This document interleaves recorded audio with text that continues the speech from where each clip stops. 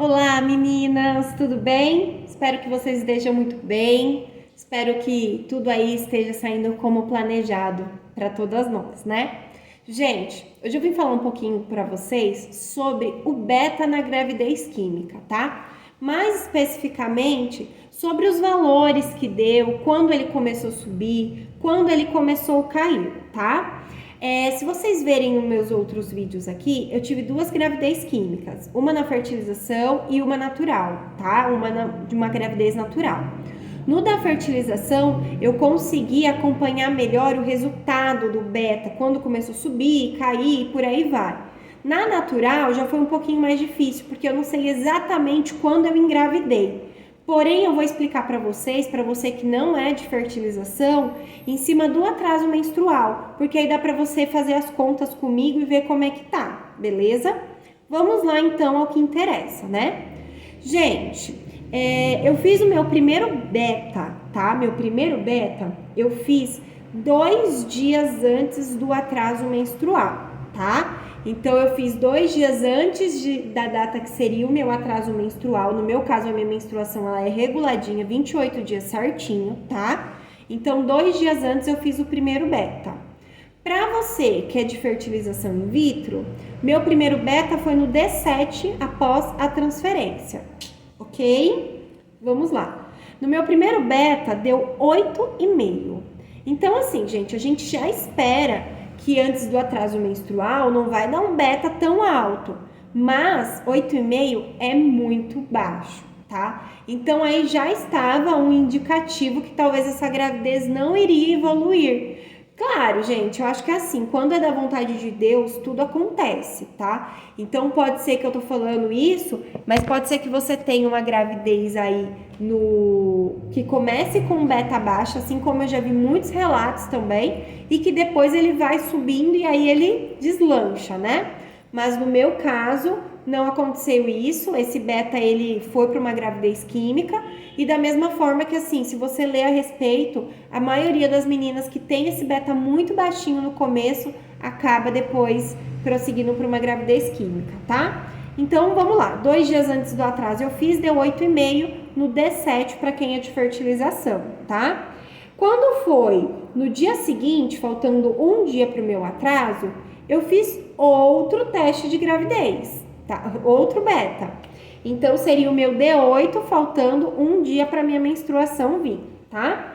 Ele deu 11,3. Então, quer dizer, ele não dobrou porque eu fiz no dia seguinte, mas talvez se eu tivesse esperado outro dia, ele teria dobrado, mas ainda assim, muito baixo, tá? Aí chegou no dia, no D9, que seria o dia da minha menstruação DC, eu não fiz nada, não fiz beta, e aí eu fiz com um dia de atraso, que foi no D10, tá? Para quem é de fertilização, e um dia de atraso para quem não é, para quem é FIV, tá? E aí com um dia de atraso deu 31,7, tá? Depois, gente, eu vou deixar aqui na descrição esses valores, tá? Então, depois, às vezes, fica, né, acaba o assunto aí no meio, se vocês se perderem, vocês dão uma olhada aqui na descrição, que eu vou deixar anotado, tá? Então, no D10, que é um dia de atraso, eu tive um beta de 31,7. Queria fazer só um parêntese aí no meio disso. Quando foi no D8, que foi faltando um dia ainda, um dia antes da minha menstruação, que era para ela ter vindo, eu tive um sangramento. Eu tive um leve sangramento, muito pouquinho, veio um rosinho assim, quase nada. Eu inclusive achei que poderia ser nidação e que a partir daí o meu beta iria deslanchar. Só que aí esse sangramento veio leve no dia que era para minha menstruação descer, veio novamente um sangramento leve e aí daí pra frente ele não parou mais, tá? Então quer dizer, se eu não tivesse no processo de fertilização, talvez fosse uma gravidez natural, eu nem iria descobrir que eu estava grávida, porque teria, na teoria, descido no dia que era para descer e beleza, vida que segue, entendeu? Mas, como eu estava nesse processo, eu já estava fazendo o beta de antes. Então, quando foi um dia de atraso, deu 31,7, tá? No dia seguinte, que era o meu D11, com 2 dias de atraso, era meu beta oficial. Para quem é da fertilização, geralmente a clínica dá um dia que é para você fazer o beta, que é com 2 dias de atraso. E aí no meu beta oficial deu 78. Então, assim, não era um número talvez tão baixo, mas se a gente for ver pelo padrão, estava um pouco mais abaixo, tá? Mas deu 78. Eu já estava com sangramento, tá? O sangramento ele só foi piorando, só piorando, só piorando.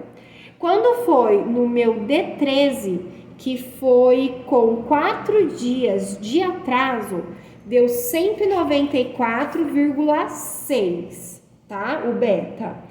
E aí depois eu repeti ele de novo com 6 dias de atraso, que foi o meu 11, 12, 13, 14, no meu D15, deu 598,5, tá? E aí foi o último beta que eu fiz. Por quê, gente?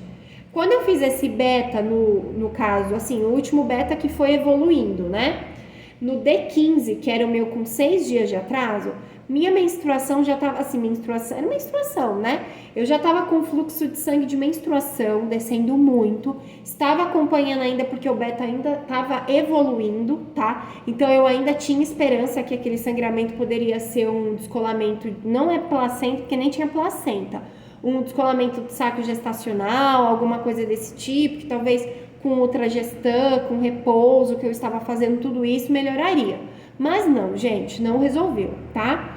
Quando foi com 7 dias de atraso, desculpa, eu fui em um hospital que tem aqui na minha cidade, que é maternidade mesmo, eles só cuidam disso.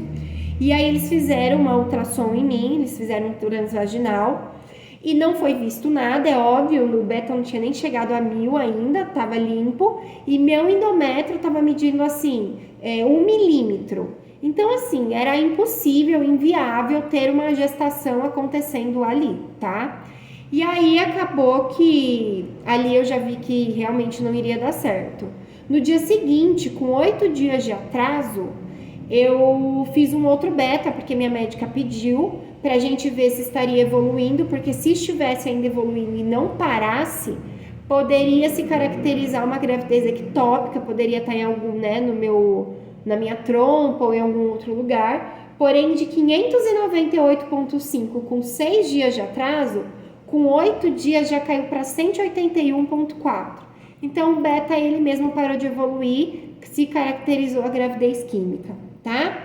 Então só para fechar aqui, isso foi com 8 dias de atraso, tá? Começou a cair o beta. Depois eu cheguei a repetir novamente, depois de uma semana disso, era só realmente para acompanhar ele caindo, e ele caiu de novo para 117,5, beleza? Então foi aí a minha evolução e depois a queda do meu beta, tá? Depois disso, a minha menstruação desceu na data certinha, e aí, né, desceu tal, normal, como se não tivesse acontecido nada, minha menstruação, ok. Só que passou uns dias ali, uns 15 dias, sei lá quanto tempo foi, eu comecei a sentir, aliás, sei lá não, né, gente? Não tem sei lá, vamos contar que tá aqui na minha cara. Ó, 1, 2, 3, 4, 5, 6, 7, 8, 9, 10, 11, 12, 13, 14, 15, 16, 17... 17 dias. Com 17 dias depois que a minha outra menstruação veio, eu comecei a sentir umas coisas estranhas. Eu tava trabalhando e eu comecei a sentir um mal-estar. Quando eu fui no banheiro, eu tava sangrando. Eu até achei que poderia ser um escape, alguma coisa assim. Mas, sei lá, me deu um... Sabe quando te dá um estralo? Me deu um estralo. Eu falei assim, eu vou fazer um teste de farmácia. Fiz o teste de farmácia positivo, de uma gravidez natural. Aí fui fazer o beta já no mesmo dia. Nesse caso, gente, eu não sei quantos dias eu estava de atraso, porque pra mim eu já tinha menstruado certo da outra vez. Então eu não sei exatamente quando foi aí no meio que eu engravidei, entendeu? Mas o beta deu 295. Eu muito feliz, comemorando, porém sangrando. Passou 2 dias, eu repeti o beta de novo e aí ele já caiu para 286 3, tá? Aí eu já sabia que novamente era uma gravidez química, que não ia dar certo. Repeti o beta em uma semana, deu 72, tá? Então, assim, gente, esse vídeo ele é mais pra falar sobre valores de beta, quantos dias de atraso eu estava, qual dia do ciclo eu estava, porque quando eu estava à procura disso, eu ficava querendo saber muito como é que era, qual que era o valor, como, sabe, para tentar comparar, para ver se estava normal o meu, ou para ver se o meu estava muito abaixo. Então eu espero muito que ajude vocês esse vídeo, tá bom? Gente, muito obrigada para quem ficou aqui comigo até aqui, tá? Ó, segue lá no meu Instagram, eu tenho um Instagram que eu falo um pouquinho sobre tanto minha vida pessoal, quanto uma casa que eu tô construindo, que deve ter uns vídeos aqui, falando também da casa, chama Lar da Tami, com 2 Is no final, tá? Lá no Instagram. E é isso aí, gente. Fica com Deus, muito obrigada e boa sorte pra você.